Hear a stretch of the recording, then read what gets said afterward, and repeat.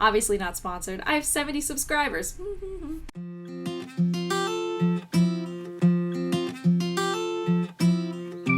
Hello everyone, and welcome back to my channel. Today I'm going to be talking about my journey to becoming a flexitarian. Now, you might remember a couple months back now, at the end of 2020, I posted a video with my 2021 goals, which you can check out here if you have not seen it. And one of my big 2021 goals was to cut back drastically on my meat intake and become a flexitarian, or work towards that flexitarian diet. Now, for several different reasons I won't get into, I'm not going to go full vegetarian or vegan, but a flexitarian diet is a good middle ground to set a goal for cutting back on meat. And if you are curious and want to hear more about what a flexitarian diet is, I also did a video on that, so you can check out that one here as well if you want to learn some more. Now that I'm a couple months into 2021, kind of gotten a feel and settled into the year, I'm ready to start this journey fully, and I wanted to share my plan for this transition. So my goal with the flexitarian diet is to get to a point where I'm doing 1 meal a day with meat and then 2 meatless meals a day. I feel like this will work well for me, so I feel like I'm at least getting some meat every day. Just mentally it'll work better for me. So the first step I am taking is doing 1 meatless day, just to kind of get my body used to feeling what it's like to not have meat, maybe feel a little hungrier, and on those days, and kind of figure out how to make it so I don't feel hungry on those days, and figure out the best foods that work for me so I feel full, satisfied, happy, mentally, spiritually, all that jazz, so I don't feel negatively about this change, because that's really important too. You'll see this with any kind of diet switch, whether you're trying to lose weight, you're cutting back on meat, whatever. If you aren't happy about it and enjoying it, it's so much harder to do, and you're more likely to fall back on it.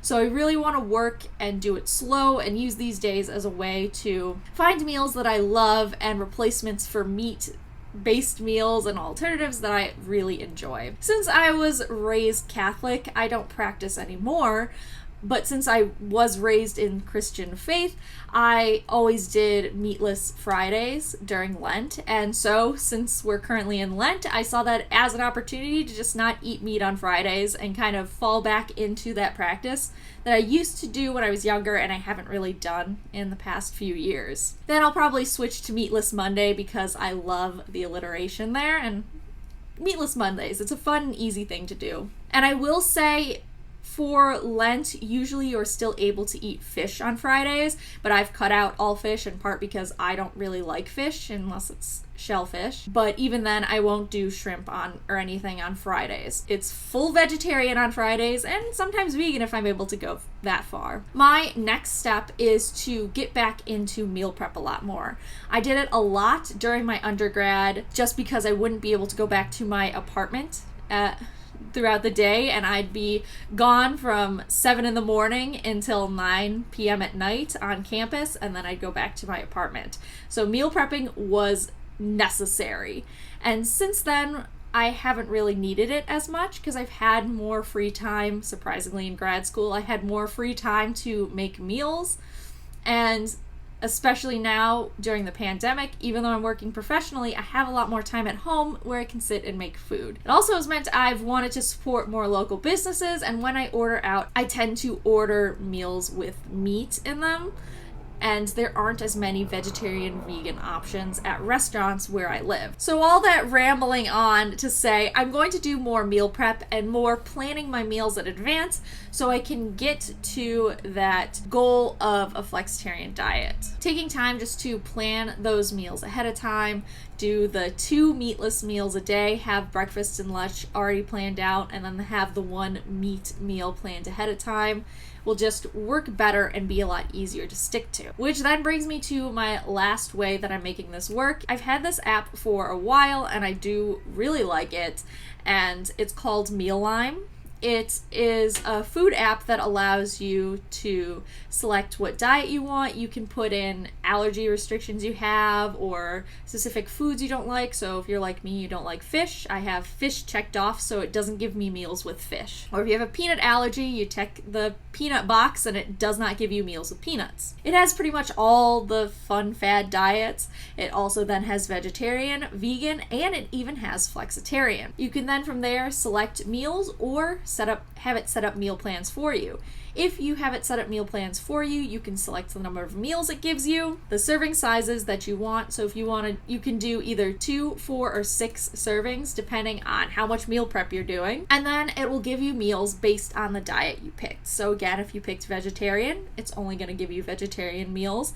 If you pick vegan, it's only going to give you vegan meals. And if you pick flexitarian, it'll give you a mix of meat and plant-based meals. The cool thing too is you can select the meals that you want if you don't like the plan, or you can change it up. But also another cool thing is the plan they automatically generate for you for the week is a meal that will result in 0 food waste. Meaning if one meal has chicken, there's probably going to be a second meal with chicken, so you use it all up. Same as say one meal has green beans. There'll probably be a second meal with green beans, so you don't end up with food waste and you use all the green beans that you purchase. If you don't like that meal plan that they automatically generate for you, you can then select specific meals and change them if you don't like it. And they will suggest meals to you to replace that with that will result in your meal plan having 0 waste. And if there is going to be more likely chance that you'll have food waste, it will tell you when you're trying to select the replacement meal. Hopefully that makes sense. Maybe I'll do a little tutorial video thing on the app because it is a very nice app and pretty easy to use. I do really like the 0 food waste aspect of it too. Just another way to try to be a little more sustainable. So there you go. That's how I'm doing this. We're doing meatless days. And from there, we're going to move on to doing a lot more meal prep, and we have a nice app to help us do it. This will probably be a slow transition, and we'll do progress reports on my own and self-reflect and see how it's going. And at the end of the day, I probably won't be perfect at it, but as long as I'm still cutting back on the amount of meat that I am eating, that is all that matters. And for sure, I will definitely do what I eat in a week or what I eat in a day with a flexitarian diet video in the future. So that'll help me stay on track and also kind of showcase some of the meals I'm trying out with this fun app.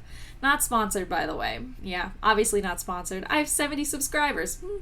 For now, that is all the time I have for today's video. If you liked it, make sure to leave a like down below. That way I know. And also subscribe to the channel to join the journey to living more sustainably. If you'd like to keep up on my own journey to living more sustainably in between uploads, you can also follow me on Facebook, Instagram, and Twitter, which are all linked down below. Thank you again so much for watching, and I'll see you guys next time.